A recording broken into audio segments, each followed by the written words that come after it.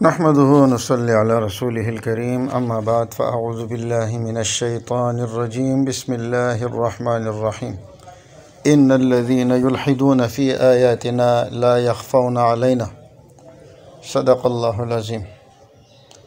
آج کے اس کلپ میں ہم مرزا قادیانی نے کیا گیم کھیلا ہے اور کیوں کھیلا ہے اس کے بارے میں انشاءاللہ ہم کچھ ضروری گفتگو کریں گے۔ دیکھیے، دنیا میں 3 قسم کے لوگ پائے جاتے ہیں۔ ایک وہ ہے جو مسلمان ہے۔ مسلمان کا مطلب یہ ہوتا ہے کہ اللہ تعالیٰ نے جو کچھ قرآن کریم میں بیان فرمایا اور نبی علیہ الصلوۃ والسلام نے جو احادیث میں بیان فرمایا تو اس کے الفاظ اور معانی کو ہم اس پر ایمان رکھیں۔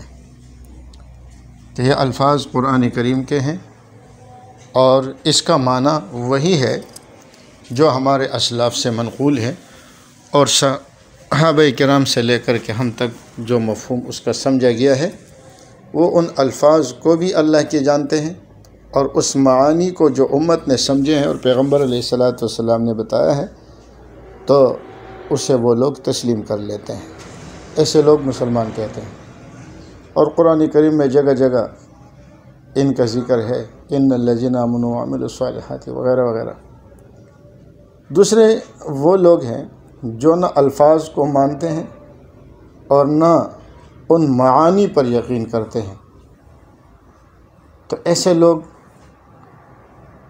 وہ ہمارے ہاں تو اس کو ملحدین کہا جاتا ہے، لیکن یہ حقیقت میں ملحد یہ نہیں ہے، یہ تو پکے کافر ہیں کہ جو نہ الفاظ کو مانتے ہیں اور نہ قرآن کریم کے ان معانی کو اس انداز سے سمجھتے ہیں کہ جو معنی امت میں مشہور چلا آ رہا ہے اور تواتر کے ساتھ آ رہا ہے۔ تو یہ لوگ کافر ہیں۔ اور پھر کفر کی جو قسمیں ہیں اس پر بھی ہمارے کلپ موجود ہے۔ کفر عناد ہے، کفر نفاق ہے، کفر جحود ہے وغیرہ وغیرہ۔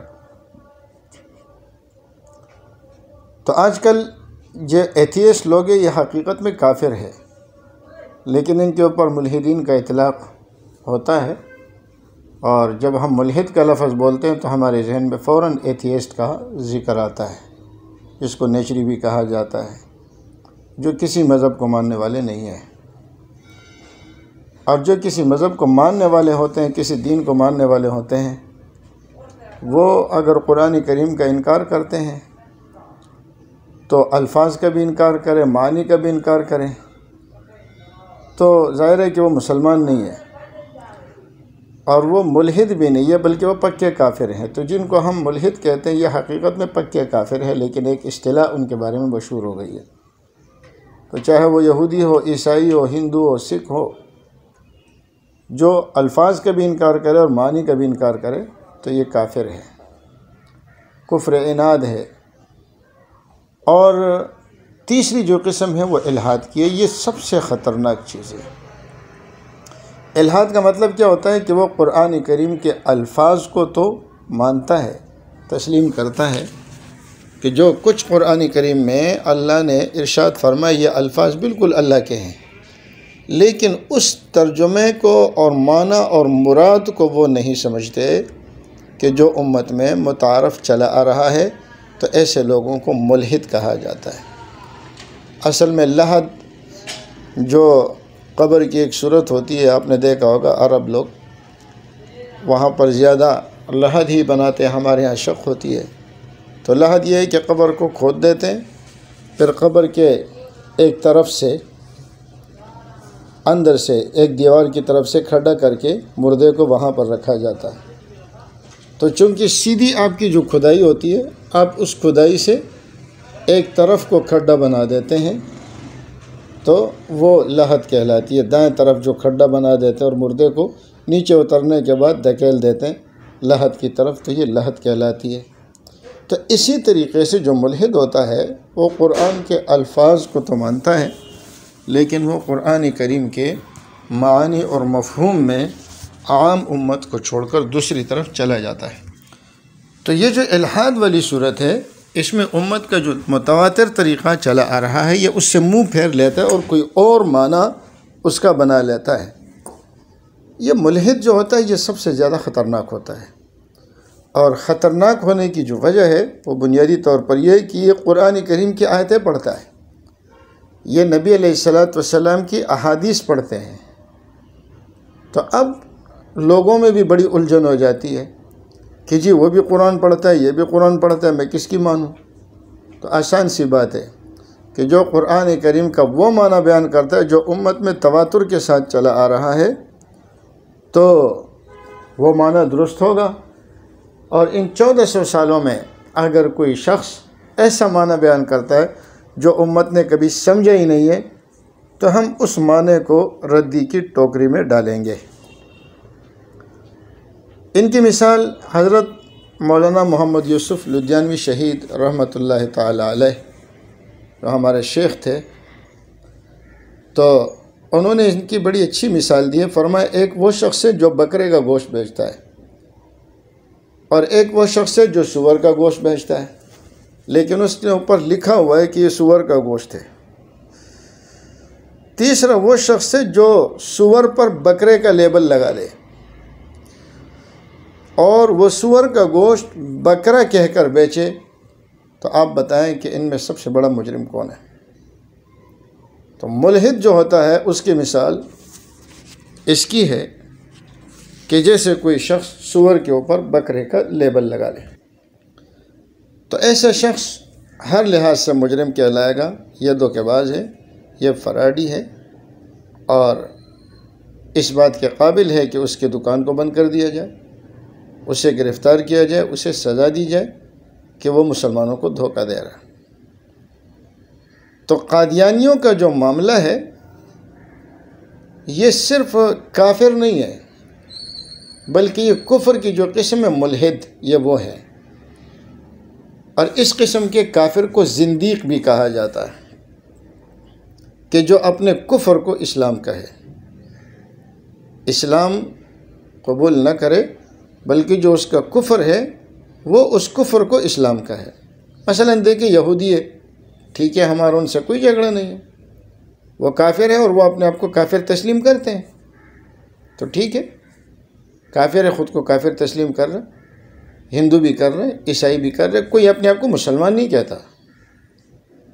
لیکن جو قادیانی ہے یہ اپنے آپ کو مسلمان کہتے ہیں اور اپنے کفر کو اسلام کہتے ہیں، تو ایسا شخص زندیق ہے، اور اس سے کسی قسم کا لین دین اور تعلق جائز نہیں ہے۔ اب آپ غور کریں گے تو آپ کو حیرت ہوگی کہ مرزا قادیانی مثال کے طور پر کچھ مثالیں میں آپ کے سامنے رکھتا ہوں۔ قرآن کریم میں لفظ خاتم النبیین آیا ہے، ما کان محمد ابا احد من رجالکم ولکن رسول اللہ وخاتم النبیین۔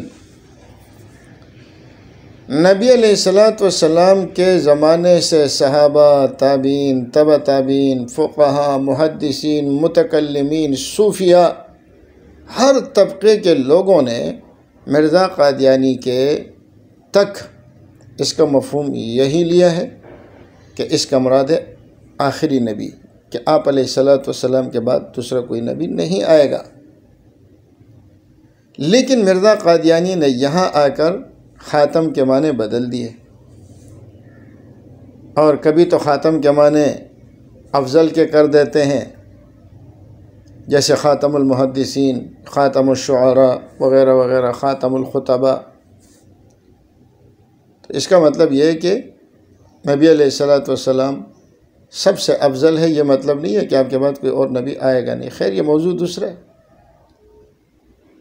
یا انہوں نے خاتم کے معنی مہر کے لیے کہ نبی علیہ السلام جس پہ مہر لگائے گا بس وہ نبی بن جائے گا، آپ کے مہر سے نبی بنتے ہیں۔ حالانکہ یہ معنی مرزا قادیانی سے پہلے امت میں کسی ایک شخص نے بھی پیش نہیں کیا، اور نہ کوئی اس بات کا قائل رہا ہے کہ نبی علیہ السلام کے بعد کوئی نبی آنے والا ہے۔ پھر اسی طریقے سے قرآن کریم کی وہ آیتیں جس سے اجرائی نبوت ثابت کرتے ہیں، وآخرین منہم لما یلحقوا بہم ہے، اور اسی طریقے سے اما یأتینکم رسل منکم ہے، وغیرہ وغیرہ۔ تو یہ آیتیں قرآن کریم میں پہلے سے موجود تھی، اور امت میں کسی نے اس کا یہ معنی نہیں لیا جو مرزا قادیانی نے لیا ہے۔ اور ختم نبوت کی جو آیتیں ہیں اس کے اوپر تعویلات جو اس نے کیے، یہ تعویلات مرزے سے پہلے کسی نے نہیں کیے، یہ ہے الحاد۔ حضرت عیسیٰ علیہ السلام،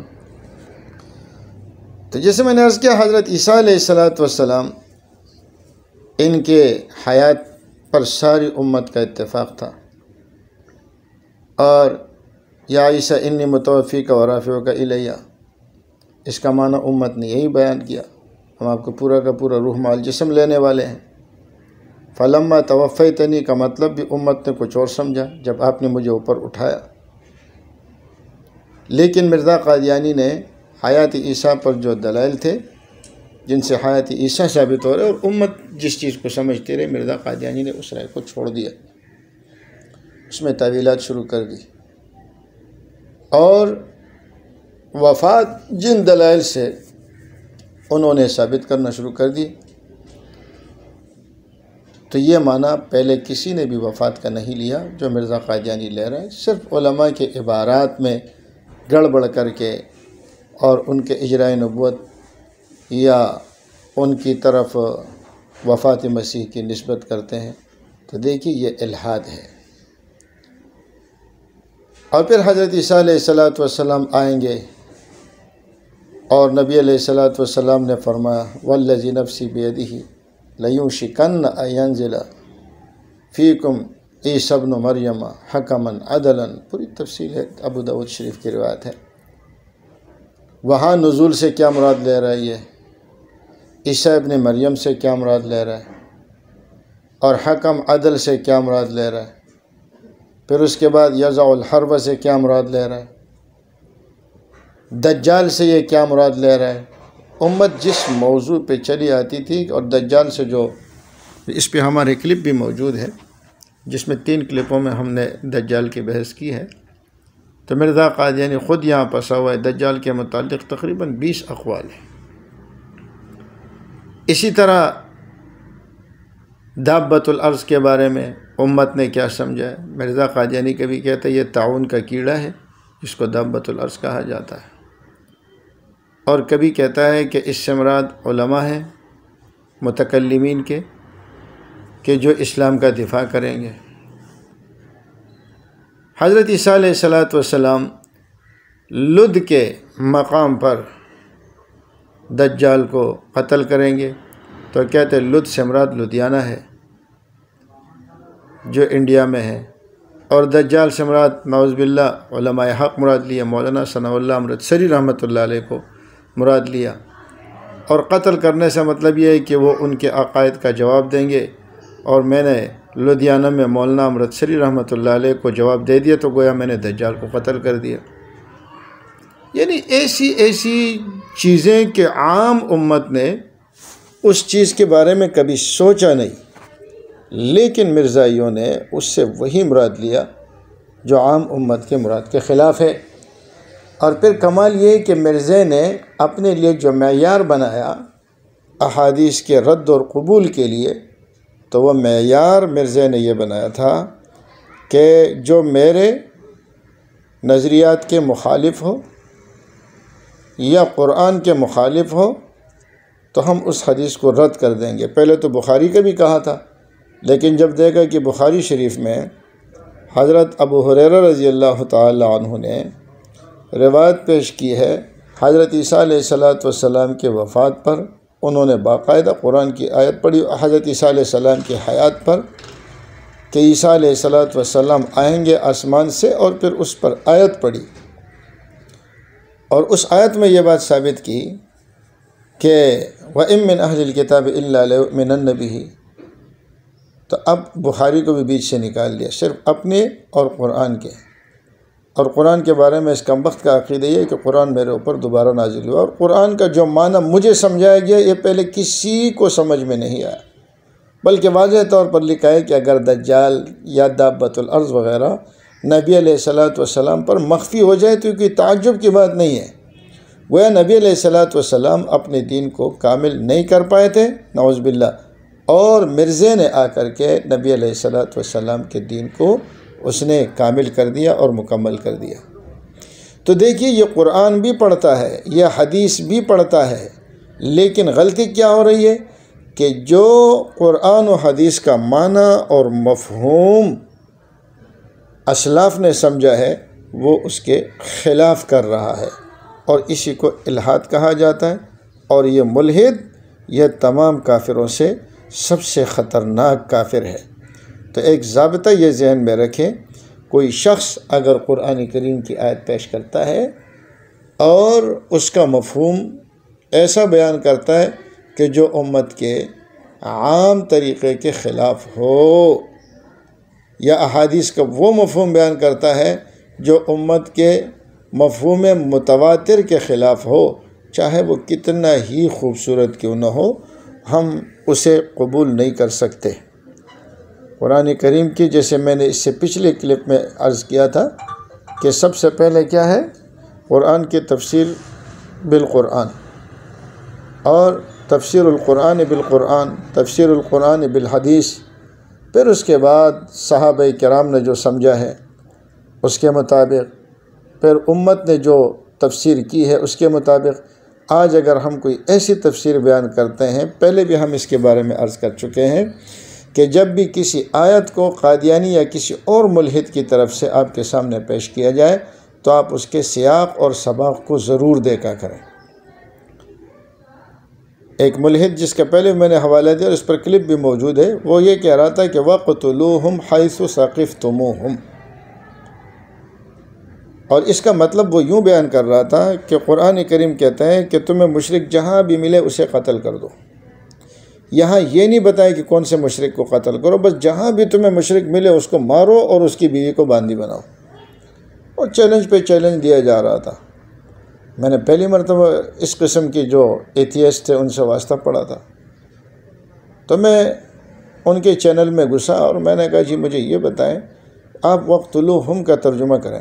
آپ کہتے ہیں کہ یہاں بیان نہیں کیا ہے کہ کون سے مشرک کو قتل کرو، تو اس نے ترجمہ کیا وَقْتُلُوهُمْ کا معنی اور قتل کرو ان کو۔ میں نے کہا کن کو؟ یہ ہم ضمیر کا مرجع کیا ہے؟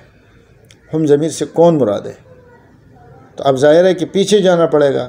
تو جب اسی کے پیچھے والی آیت میں آپ دیکھتے ہیں وَقَاتِلُوا فِي سَبِيلِ اللَّهِ الَّذِينَ يُقَاتِلُونَكُمْ، تو اب یہ جو ضمیر ہے ہم، یہ اسی الَّذِينَ يُقَاتِلُونَكُمْ کی طرف لوٹ رہا ہے۔ تو اب آیت کا معنی کیا ہوا؟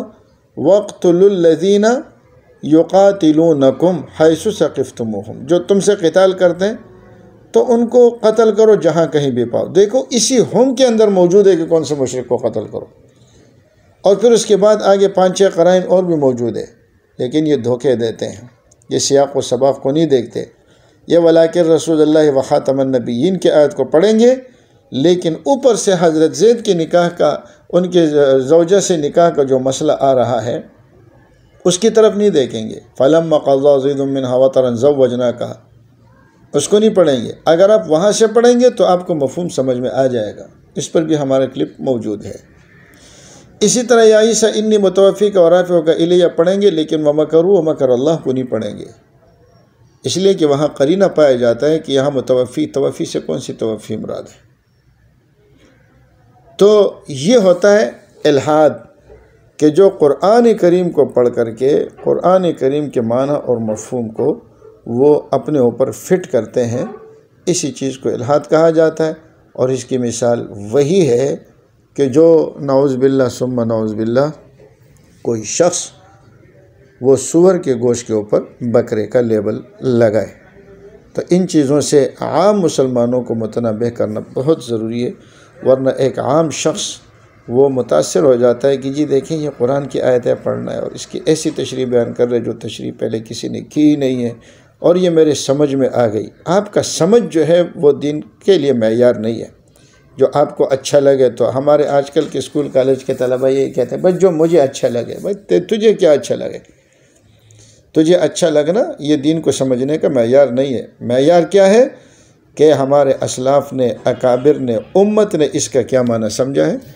تو جو بھی معنی امت کے سمجھے ہوئے معنی کے خلاف ہوگا تو ہم اسے ردی کی ٹوکری میں ڈال دیں گے۔ اللہ ہمیں سمجھنے کی توفیق عطا فرمائے۔ وما علینا الا البلاغ۔ اللہ اللہ